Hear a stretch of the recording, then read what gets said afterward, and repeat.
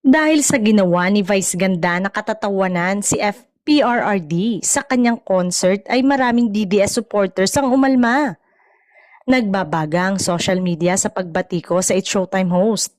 May mga post na poot na mga netizen sa TV host comedian at balak na ideklarang persona non grata sa Davao at iba pang kaalyadong syudad na baluarte ng dating Pangulo. Ayon naman sa netizen, kung mangyayari ito ay nanganganib ang upcoming movie ni Vice Ganda na Film Fest entry kasi si Vice kasama si Nadine Lustre na may titulong Call Me Mother. Kasama nga ang ilang brand tulad ng McDonald's. Marami rin ang nababahala kung magiging apektado rin ang ABS-CBN sa kontrobersyang ito. Kung iboboykot nga naman ng DDS followers ang movie niya ay posibleng maapektuhan ang kita nito sa takilya. May mga naniniwala namang nonchalant lang si Vice at Keber sa mga pagbabanta sa kanya.